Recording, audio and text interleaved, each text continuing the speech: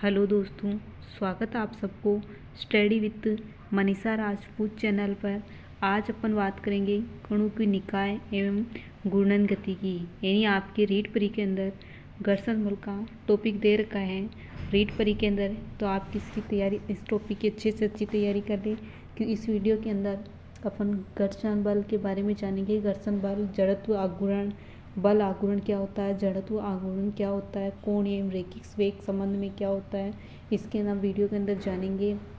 ये आपके जो आपकी ये टॉपिक घर्षण वाला जो टॉपिक है आपके रीट परी के अंदर भी दे रखा है, रीट परी के अंदर भी आएगा, और साथ ही आपके इसमें मेंस में भी आपके घर्षण वाला टॉपिक दे रखा है। तो आप अभी परी में अच्छे से अच्छी तैयारी कर ले इसकी रीट परी की वाली टॉपिक, घर्षण वाले टॉपिक की, तो ये आपके मेंस में भी काम दे देगा। तो मैं आपको ये बिल्कुल जो टॉपिक है आपके घर्षण वाला जो टॉपिक दे रखा है, ये आपके बिल्कुल एनसीईआरटी पर आधारित है। तो मैंने एनसीईआरटी को लेकर ही आपके टॉपिक सेलेक्ट किया है।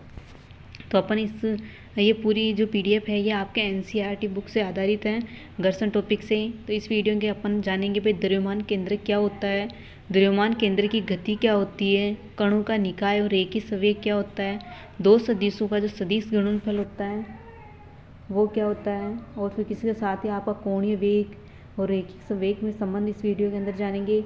बल, आघूर्ण एवं कोणीय संवेग, दृढ़ पिंडों का संतुलन, जड़त्व, आघूर्ण, अचल अक्ष की प्रत्यय शुद्ध गुणी, और इसके आप घूर्णी गति की इस वीडियो का पर। तो आप वीडियो एंड तक जरूर बने रहें, ज़्यादा से ज़्यादा वीडियो को लाइक और सब्सक्राइब करें और ज़्यादा से ज़्यादा दोस्तों तक शेयर करें। चलते हैं अपन वीडियो की ओर आगे बढ़ते हैं। तो सबसे पहले बात करते हैं कि घर्षण जो है उसकी महत्वपूर्ण भूमिका क्या है। तो आपकी जो घर्षण है इसमें देर का है बड़े पिंडों को जुड़ी बहुत सी समस्याएं उनको दृढ़ पिंड मानकर हल की जाती है, यानी बड़े पिंडों की जो समस्याएं होती हैं वो आपके दृढ़ पिंड को मानकर आपके हल की जाती है। यह आपकी महत्वपूर्ण भूमिका है। आगे नेक्स्ट और बढ़ते हैं। जैसे आपके दे रखा है आपके नत तल पर एक ब्लॉक को सीधी अधोमुखी स्थानांतरण गति ब्लॉक का प्रत्येक बिंदु P1 व P2 किसी भी क्षण समान गति से होता है। तो आपके जैसे ये कि ब्लॉक दे रखा है, तो इसके अंदर आपके P1 और P2 दे रखा है और ये किसी समान गति पर होता है। आगे एक नेक्स्ट टॉपिक दे रखा है आपके जैसे एक दृढ़ पिंड में किस प्रकार की गतियाँ हो सकती है। तो अपन जानेंगे कि दृढ़ जो आपके है वो किस प्रकार की गति हो सकती है। तो आपके जैसे इसमें दे रखा आपके जैसे आपके दे रखा है घूर्णन अक्ष। घूर्णन अक्ष क्या होता है, तो एक सरल रेखा के अनुदिश स्थिर कर दिया जाए जब दृढ़ की पिंड की एकमात्र संभावित गति घूर्णी गति होती है। वह सरल रेखा, जैसे वह सरल रेखा जिसके अनुसित एक दृढ़ पिंड को स्थिर माना गया है उसे आपके घूर्ण अक्ष कहलाती है। तो घूर्ण अक्ष में आपके जैसे पंखा, कुमार, जैसे पंखा हो गया, आपके कुमार का चक्का हो गया, विशाल की झूला हो गया, और आपके जैसे मेरी गो राउंड हो गया, इससे उदाहरण मिल जाएंगे। तो आपके अक्सर घूर्णन के आपके बहुत सारे उदाहरण इसके अंदर मिल जाएंगे। तो ये टॉपिक आपके रीट परी में आपके वो दे रखा है। तो आप अभी इसका तैयारी अच्छे से अच्छी कर ले घर्षण वाले टॉपिक की, क्योंकि यही टॉपिक आपके मेंस में भी आएगा। तो आप इसकी अच्छे से अच्छी तैयारी करें, क्योंकि यह जो टॉपिक है आपके एनसीईआरटी बुक से आधारित है। यह आपके और जो आपके इसमें साइंस का टॉपिक है, और आपके ये टॉपिक बहुत महत्वपूर्ण रहेगा। तो आप एक भी टॉपिक को नहीं छोड़ सकते हैं। आप अपनी तैयारी नोट्स के साथ ही आपको एनसीईआरटी बुक से करनी चाहिए। आप रीट लेवल 2 में ये टॉपिक आपके दे रखा है। आगे बढ़ते हैं। जैसे वे स्थिर अक्ष के परितः गुण, जैसे छत का पंखा और कुमार का चाक, ये आपके घूर्णन अक्ष पे आधारित है। आगे जैसे अपन जानते हैं दोलन करता हुआ, इसके अंदर जैसे ये दे रखा आपके दोलन करता हुआ मेज का पंखा जिसकी पंखुड़ियाँ घूर्णन गति है। तो आपके उदाहरण दे रखा घूर्णन गति, जैसे आपके पंखा दे रखा है और इसमें आपके पंखुड़ियाँ जो होती है आपकी घूर्णन गति कर रही है। तो घूर्णन गति, तो ये आपके दोलन का अक्ष है और ये आपके पंखुड़ियों वाला अक्ष है। आगे बढ़ते हैं। जैसे इसमें दे रखा एक ऐसा दृढ़ पिंड, जैसे एक ऐसा दृढ़ पिंड जो न तो किसी चूल पर टिका हो न तो चूल पर टिका हो न किसी रूप से स्थिर हो, तो प्रकार गति कर सकता है। या तो शुद्ध स्थानांतरण गुण गति का या तो शुद्ध स्थानांक हो या स्थानांतरण एवं गुण गति का संयोजन होगा। ऐसा दृढ़ पिंड जो न तो किसी चूल पर टिका हो, नहीं तो रूप से स्थिर हो, किसी पर टिका नहीं हो, तो आपके दो प्रकार की गति करेगा। एक आपके शुद्ध स्थानांतर होता है, एक आपके गुण गति का संयोजन होता है। अगले क्वेश्चन, जैसे आपके द्रव्यमान केंद्र दे रखा है। द्रव्यमान केंद्र क्या होता है अपन आगे देखते हैं। जैसे आपके द्रव्यमान केंद्र जो होता है वो आपको मतलब इसे द्रव्यमान केंद्र को आपको सी के द्वारा प्रतिष्ठित किया जाता है, और ये होता है आपके एम स्क्वायर 1/r होता है। एम आपकी सी एम यानी द्रव्यमान होता है, आर आपकी त्रिज्या होती है। जैसे दो कणों उनका द्रव्यमान केंद्र स्थिति होता है। जैसे माना कि दो कणों की किसी मूल बिंदु से दूरियां, जैसे आपके दो कण, इसके मूल बिंदु ये आपके ओ है, और इसमें आपके दो कणों की दूरियां x1 है और x2 है, और इसमें m1 है और m2 है। तो दो कणों निकाय द्रव्यमान केंद्र से है, तो इसमें आपका जो सूत्र रहेगा वो रहेगा x बराबर, ये आपके सूत्र रहेगा x बराबर m1 x2 और प्लस m2। जैसे आपके दे रखा है, जैसे ये आपके मतलब आपके जीरो मूल बिंदु आपके जीरो से है, ये दे रखा आपके m1 और x2, ये दे रखा m2 और x2, तो आपके m1 x1 plus m2 x2 बटेवा m1 plus m2, तो ये आपके हो गया द्रव्यमान, तो ये आपके द्रव्यमान सी का मान हो गया। अगले क्वेश्चन अगले बढ़ते हैं। x में x2 का द्रव्यमान भाग दो कणों का द्रव्यमान बराबर होता है। जैसे आप m को हटा सकते हो, तो आपके x1 प्लस x2 बटेवा 2 आ जाएगा। ये टॉपिक आपके रीट परी में बहुत इंपॉर्टेंट रहने वाला है, तो आप घर्षण वाली टॉपिक को अच्छे से अच्छे तैयार कर लें, क्योंकि आप रीट परी में आपकी यही टॉपिक रहने वाला है, और रीट परी में ये टॉपिक आएगा, और साथ में आपके मेंस में भी यही टॉपिक आने वाला है।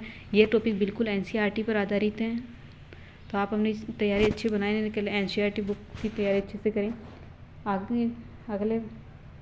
आगे बढ़ते हैं। जैसे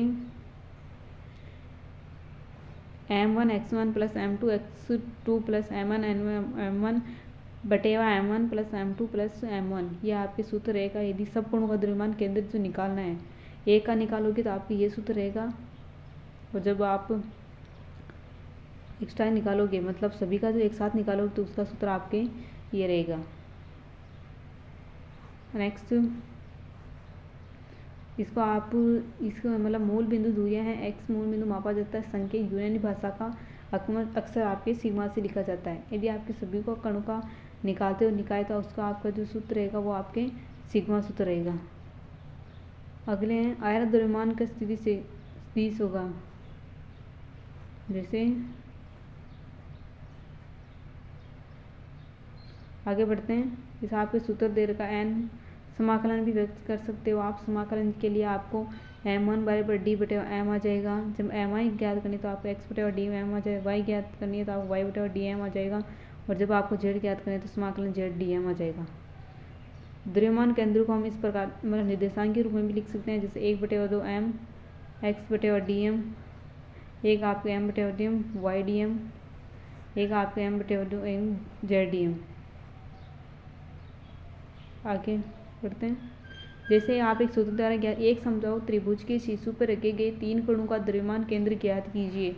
आपको द्रव्यमान केंद्र ज्ञात करना है। जैसे आपके दे रखा है 100 kg, 150 kg और आपके 200 kg त्रिभुज की प्रत्येक भुजा।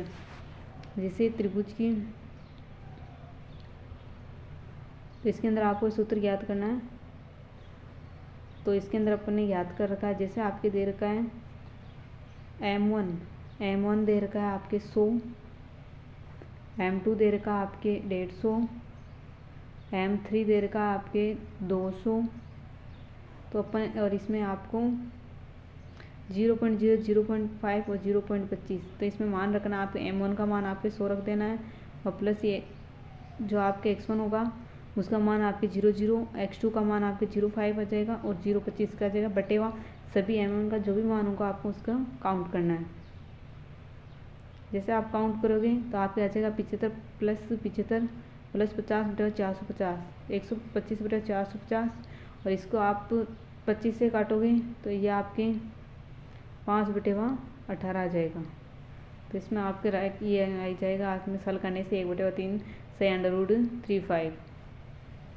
तो आपके इस प्रकार के क्वेश्चन पूछे जाएंगे द्रव्यमान सी केंद्र से, और ये आपके टॉपिक दे रखा है द्रव्यमान सी केंद्र वाला m1 x2 m1 x2 m3 plus m2 तो इसमें आपके राइट आंसर 1/3 से ही आएगा।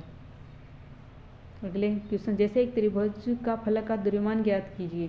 जैसे त्रिभुज दे रखा है उसका फलक का आपके द्रव्यमान ज्ञात करना है। तो आपको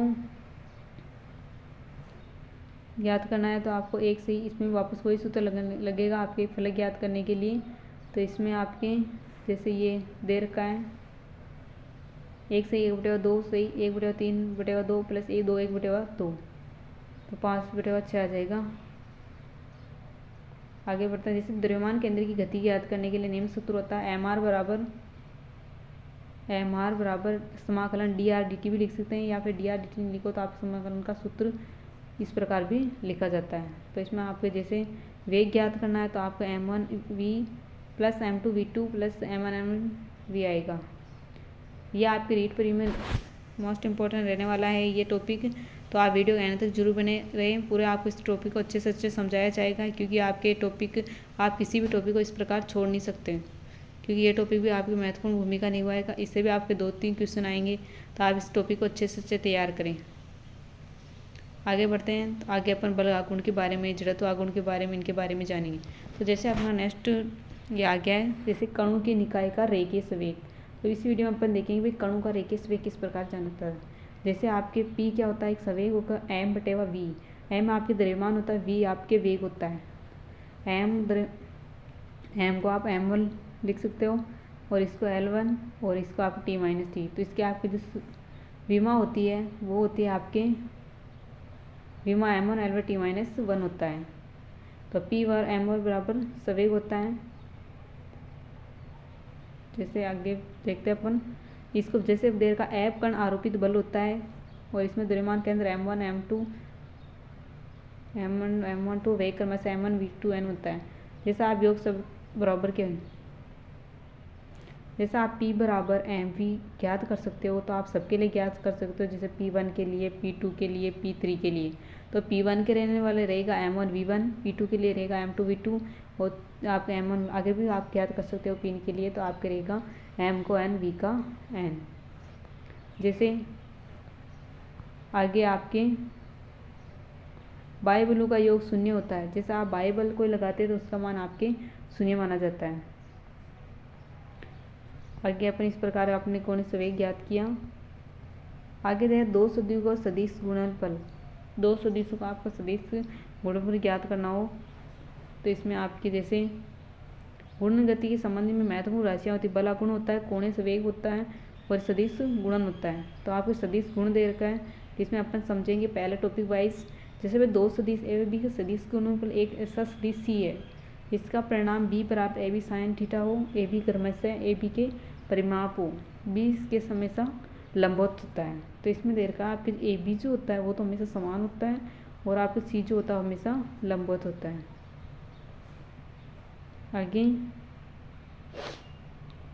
आगे देखें, सदिश गुणों का दूसरा रोचक गुण भी होता है। इसमें आपके a इंटू बी, तो आप a minus into B minus B into B भी आप चिन्ह नहीं बदला, परावर्तन से कोई आपके चिन्ह नहीं बदला जाता। नेक्स्ट देखा में सदिश दोनों को गुणन के सदिश गुणनफल ज्ञात किया जाता है, ये भी सही है। आगे बढ़ते हैं अपन, तो अपन ने इसमें कोणीय संवेग के बारे में जाना। आप इस प्रकार के इससे आप सदिश गुणों का गुणा भी करवा के इस प्रकार, जैसे आप आई को गुणा करोगे तो आपको 0 आएगा, वैसे जे को गुणा करोगे तो 0 आएगा, के को गुणा करोगे तो आपके 0 आएगा। ये आपके सदिश गुणांक है। और जैसे आप आई जी को अलग को गुणा करें, जैसे आई जी को गुणा करेंगे तो आपके जैसे आई इंटू जे को गुणा करेंगे तो क्या आएगा, के इंटू आई को गुणा करेंगे तो आपके जे आएगा, और जे इंटू आई को गुणा करेंगे तो आपके के आएगा। तो इस प्रकार के आपके साइड देखो देर का देखो जे इंटू को आई से गुणा करो, जे इंटू के को गुणा करोगे तो आपके आई आएगा, और के इंटू आई को गुणा करोगे तो आपके जे आएगा। इसी प्रकार इस पर आधारित एक क्वेश्चन करते हैं। जैसे ये आपके क्वेश्चन दे दो सदिश ए 3i प्लस 5k और b बराबर 2 माइनस 3j के सदिश और सदिश गुण का गुणन ज्ञात कीजिए। तो आपको इस प्रकार दे सदिश गुणों का जो करना है तो उसमें आपको ये सूत्र लगा के करना पड़ेगा। करके देखें, जैसे आपके सदिश गुणों को लगाना है तो इसमें देर का पहले 3 करते हैं, 3 इंटू -2 -4 इंटू 1 -3 प्लस 5, तो ये आएगा -6 -8 -15। यहाँ कर रखा होगा जैसे इसमें दे रखा, जैसे आप 3 -4 इंटू इसमें, तो आप 3 इंटू 2 करोगे, जैसे 3 इंटू -2, तो ये आपके माइनस का 6 आ जाएगा। फिर आप करोगे -4 इंटू 1, तो माइनस का आपके 4 आ जाएगा। वही अपन इससे करें तो माइनस माइनस सब काउंट हो जाएंगे, तो आपके रहेगा 25, तो इसमें आपके 25 आंसर आ जाएगा। फिर आपको तो यहाँ तो -25 लिख देंगे, फिर यहाँ करेंगे अपन जैसे ये ऐसे रख के, तो इसमें आपके i j k, इसमें आप रखना पड़ेगा 3 -i, k का मान 5 और वही -2 1 और -3, तो आपको इसमें काउंट करना पड़ेगा। जैसे आपको 4 इसमें रहेगा आपके, जैसे इसमें दे रखा है, तो इसमें आपको गुणा करना पड़ेगा। i का मान ज्ञात करना पहले, तो इसमें आपका रहेगा -4 को और 3 को गुणा करना है, तो इसमें आपका रहेगा 7, फिर इसमें रहेगा फिर -5, तो इसमें आपके निकालोगे 7 और इंटू -5, इसमें आपके 7 IG 2 IG, इसमें आपको गुणा करना पड़ेगा 4 इंटू, तो आपके इसमें ऐसे होगा जैसे 4 इंटू -3, तो आपके 12 होता है, प्लस फिर इसमें आपके प्लस और फिर आपके 1 + 5, तो ये आपका आएगा प्लस के 7 आ जाएंगे। फिर आपको जैसे आपको i निकल गया और फिर निकाला, आपको j निकालना है, तो j के लिए आपको गुणा करना पड़ेगा माइनस, ये आपको हो जाएगा -9 प्लस फिर हो जाएगा -10, तो इसमें आपका राइट आंसर रहेगा -1, ये प्लस के, तो आपके प्लस के माइनस के आई हो जाएंगे। फिर आपको जब k निकालना है तो इसको गुणा करना पड़ेगा 3, फिर करना पड़ेगा माइनस, ये निकालना था आपको 3 8, तो इसमें आपका राइट आंसर 5, तो यह संख्या आपको इस प्रकार गुणा करना है।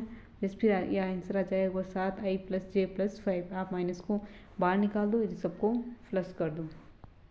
फिर नेक्स्ट अपन करते हैं कोणीय, नेक्स्ट अपन जाते हैं यह आपका वीडियो आपका रीड पीरियड में बहुत इंपॉर्टेंट रहने वाला है, आप इसकी तैयारी अच्छे से चेक कर लें, क्योंकि यही टॉपिक आपके रीड पीरियड में भी आएगा और मेंस में भी आएगा। तो और ये बिल्कुल आपके NCERT पर आधारित टॉपिक समझाया जा रहा है, आपके गुणन गति और आपको गणित से संबंधित, क्योंकि गणित में आपके बल आगुण, जड़त्व आगुण, रैखिक संवेग इन टॉपिकों से रिलेटेड रहेगा। जैसे अपन बात करते हैं कोणीय वेग व इसका रैखिक वेग संबंध, तो अपन ने याद किया था कोणीय वेग क्या होता है। कोणीय वेग का सूत्र होगा W = Q/V, तो आप मतलब ये आ जाएगा। अभी नीचे देखते हैं, नेक्स्ट ध्यान जानेंगे अपन, देखो देर का ये वेग ज्ञात करना है, रैखिक वेग ज्ञात करना है, तो W = R होता है। नेक्स्ट यहाँ देखते हैं अपन, देखो WR = y × VC, ये दे रखा है W/T, कोणीय वेग का जो सूत्र होता है वो आपके ये होता है dW/dt। अब आपको इसके अंदर अपन जानेंगे, अब कोणीय त्वरण क्या होता है। कोणीय त्वरण होता है, जैसे आपको वेग पूछे तो वेग जो होता है आपके वो होता है v = W/R, और त्वरण पूछे तो होता है W/dt। ये वीडियो आपको बहुत इंपॉर्टेंट रहने वाला है C8 के साथ ही इसमें आपके C8 के बहुत सारे क्वेश्चन पूछे गए थे इसमें, और आप रीड परी के अंदर भी ये टॉपिक बहुत इंपॉर्टेंट रहने वाला है, क्योंकि ये फिजिक्स का टॉपिक है। अब अपन बात करते हैं बल आघूर्ण कोणीय संवेग क्या होता है। बल आघूर्ण क्या होता है, बल आघूर्ण को आपको ठोस से लिखा जाता है, और इसके अंदर R × F sin R × F होता है आपके ठोस से, और बल आघूर्ण को ठोस से लिखा जाता है। R का मतलब आप इसकी विमा भी निकाल सकते हैं, जैसे L1, और × F बराबर होता है आपके MA, तो M1 L1 T - 2, तो इसमें आपका विमा जो होगी M1 L2 T - 2, तो ये आपकी जो विमा है वो आपके बल आघूर्ण की है। तो अपन देखते हैं आगे, जिससे देखो देर का बल आघूर्ण ठोस से आयोजित किया जाता है। बल आघूर्ण को जो है एक सदिश का अनुपात होता है बल आघूर्ण, उसको आप R × जैसे बल आघूर्ण दे रखा है उसको आप R × एफ से लिखा जाता है और इसको आप सदिश द्वारा भी किया जाता है R into F sine theta. और इसका जो बल आघूर्ण का एक सदिश बल आघूर्ण एक सदिश आती है, जबकि कार्य एक अदिश राशि है। बल आघूर्ण का ऐसे मात्रक न्यूटन मीटर होता है। न्यूटन और मीटर क्यों होगा? जैसे आपके देर का आर इंटू एफ। एफ क्या है? एफ तो होगा आपके बल है, तो बल तो आपके न्यूटन में लिखा जाएगा। और आर एक त्रिज्या है, त्रिज्या तो आपके मीटर में लिखी जाएगी, तो इसमें आपका एन मीटर होगा। अगले अपन देखते हैं कण का कोणीय संवेग। तो अपन इसका कण का संवेग बताना है इसके अंदर। कण का संवेग, जैसे इसमें देर का कण का संवेग ज्ञात करना है, तो आपको पहले कोणीय संवेग ज्ञात करना था, तब तो आपको P/m भी आया था। अब पूछ रहा कोणीय संवेग, तो R इंटू पी आ जाएगा। मतलब ये जो है बल आघूर्णन जो है वो तो आपके ठो बराबर R इंटू एफ होता है और कोणीय संवेग होता है R इंटू पी। पी आपके संयोग से होता है। और इसमें आपके जो कोणीय सदिश परिणाम लिखना वो आप लिखोगे आर पी साइन थीटा। जैसे आपके इसमें आप समाकलन द्वारा भी व्यक्त कर सकते हैं dl/dt। इसमें ये बल आघूर्ण के बराबर होता है और ये कोणीय संवेग समय के साथ परिवर्तन की दर बल आघूर्ण के बराबर होती है। कणों के निकाय पर बल आघूर्ण और कोणीय संवेग, जैसे कणों की निकाय से ज्ञात कर सकते हैं, तो इसमें L1 + N2 कोणीय संवेग ये इस प्रकार लिखा जाता है R into P Y N. आगे अपन देखते हैं, जैसा आप प्रभावी बल आघूर्ण होता है तो आपके इसमें आर जे और R I J into F J होगा। आगे अपन जैसे सूत्र दे रखा है आपके मूल बिंदु के परितः बल 7I + 3J - 5K का बल आघूर्ण ज्ञात कीजिए। बल जिस कण पर लगता है उसका स्थिति सदिश I + JK है। तो बल आघूर्ण ज्ञात करना, बल आघूर्ण होता है आपके R इंटू एफ बल आघूर्ण होता है। तो इसमें आपको सूत्र लिख देंगे, जैसे इसमें लिखा आपके 1 - 1 - 1 7 × 3। तो पहला आपको I ज्ञात करना है, तो I के लिए आपको करना पड़ेगा आई ज्ञात करना है, तो हो गया माइनस प्लस के 5, फिर आपके प्लस और ये फिर होगा आपके 3, सॉरी माइनस प्लस हो गए, ये आपके माइनस है, ये आपके 3, तो यहाँ तो ये आपके 2, ये 2 आ गए। फिर अपन नेक्स्ट देखते हैं इसमें, फिर अपने को ज्ञात करना है के, तो के लिए अपन को करना पड़ेगा -5, फिर माइनस ये फिर और माइनस, तो ये 7 माइनस, तो इसमें 12 हो जाएंगे। फिर अपन को ज्ञात करना जैसे 3 - 7, तो इसमें आप 10 किया जाए, तो इसमें आपको बल आघूर्ण इस प्रकार आपको ज्ञात करना है। आगे दृढ़ पिंडों का संतुलन इस प्रकार, मतलब एक सुदृढ़ पिंड बनने बल आघूर्ण हमेशा 0 होता है। यह वीडियो आपको रीड पर में बहुत इंपॉर्टेंट रहेगा, वीडियो एंड तक जरूर बने रही। आप इस प्रकार आगे मोस्ट इम्पॉर्टेंट आपको समझाया जाएगा, एंड तक जरूर बने रहे। अपन ने इसके अंदर जड़त्व आघूर्ण, बल आघूर्ण और रेखीय संवेग, कोणीय संवेग तो समझ लिया। बल युग्म आघूर्ण ज्ञात कीजिए। जैसे बल आघूर्ण का युग्म क्या होता है? बल आघूर्णों का योग होता है, जैसे इसमें R into -F plus R into F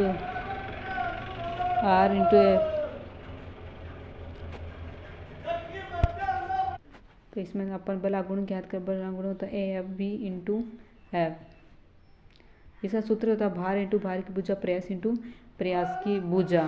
फिर आगे देखेंगे अब इस वीडियो के अंदर, जैसे अपन इसके गुरुत्व केंद्र के बारे में इसके अंदर अपन जानेंगे। फिर गुरुत्व केंद्र क्या हो सकता है? दे रखा आपके 7 सेंटीमीटर लंबी एवं 4 kg द्रव्यमान की धातु की छड़ के दोनों सिरों के 10 सेंटीमीटर दूर रखें। 2 धारु पर टिकी है। इसके एक सिरे पर 40 सेंटीमीटर दूरी पर 66 kg द्रव्यमान का एक भार लटका है। सूक्ष्म धारु पर लगने वाली प्रतिक्रिया बलों की गणना कीजिए। तो इसमें जैसे छड़ों के लिए स्थानीय संतुलन के लिए, तो ये इसमें आपके सूत्र रहेगा R1 R2 W - W। यह आपका आघूर्ण वामावर्त भी होता है, ऋणावर्त भी होता है। जैसे एक सूत्र है, अगर देखते हैं भाई जड़त्व आघूर्ण क्या होता है, तो जड़त्व आघूर्ण का सूत्र होता है वो होता है आपके एक काइनेटिक ऊर्जा होती है, उसमें आपका सूत्र होता है mv² और गतिज ऊर्जाओं का योग होता है और गतिज ऊर्जाओं का के इसके प्रत्येक कणों की गतिज ऊर्जाओं का योग होता है। जैसे योग चिन्ह के बराबर भी निकाल सकते हैं। जैसे जड़ जिसका नाम जड़त्व आघूर्ण होता है, आघूर्ण का जो सूत्र होता है वो होता है आपके mr²। या आपके जड़त्व आघूर्ण का सूत्र होता है K बराबर K/W स्क्वायर, जो होता है आपके कोणीय योग के परिणाम के बराबर होता है। तो आपके देर का इसमें 1/mv²/1/² भी होता है। तो इसमें जैसे आप इसमें आर की त्रिज्या पतला वृत्ताकार वलय होता है, वलय तल के केंद्र से गुजरती है। ये वलय केंद्र से गुजरती है। जैसे पूछा त्रिज्या होगी तो वलय केंद्र से गुजरती है। जब पतला वृत्ताकार हो तो जब आर त्रिज्या का पतला वृत्ताकार वलय व्यास से गुजरती है। ऐसे जब आपके वृत्ताकार लंबवत से गुजरती है, दो होती है त्रिज्या, एक तो व्यास से गुजरती है तब तो mr² हो जाएगा, एक लंबवत केंद्र से गुजरती है mr² हो जाएगा, व्यास से गुजरती है m/2 हो जाएगा। व्यास नहीं मतलब त्रिज्या का आधा होता है, ठीक है। एल लंबाई की पतली छड़ पूछा, मध्य बिंदु से गुजरेगी, लंबाई के लंबवत है तो m1l/12 हो जाएगा।